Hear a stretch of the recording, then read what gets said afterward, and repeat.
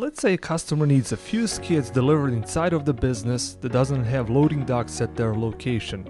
In general, there are two ways of moving this shipment, via a small fleet trucker or a common carrier. Since freight needs to be brought inside of the building instead of regular dock delivery, there are a few things we need to keep in mind in order to perform the best possible service for a client. Moving a shipment via small fleet truckers with an exclusive straight truck equipped with the liftgate and pallet jack.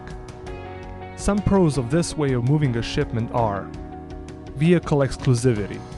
Freight is moved exclusively and is transported directly to a consignee. There are no extra stops at hubs or cross docks.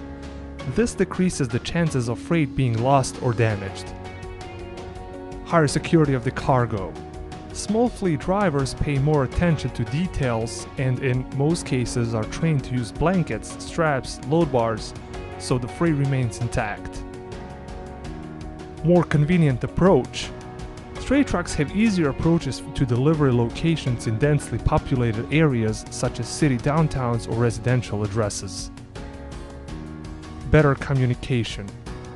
Have you ever tried to communicate or pass some directions to LTL carrier drivers? It's almost impossible to get a hold of them. With inside deliveries, there are always instructions drivers must follow, and if we work with a small carrier, passing them down onto the driver won't present a hassle. Faster transit time.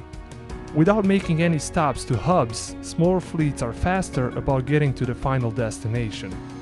Also, small carriers will always commit to strict delivery dates and times, and with common carriers is always in question. Moving a shipment via common carrier. Some pros of this way of moving a shipment are: affordability. Their prices will almost always be more inexpensive than what a small fleet carrier would charge. TMS.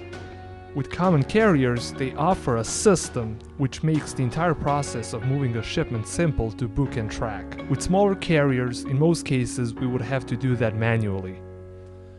Familiarity.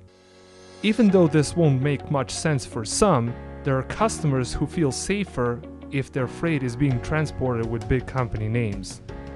Booking a shipment with a small trucking company can make them uncomfortable. Greater cargo space.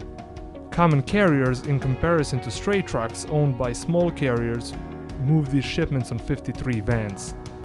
That gives us more space for usage in case we need it.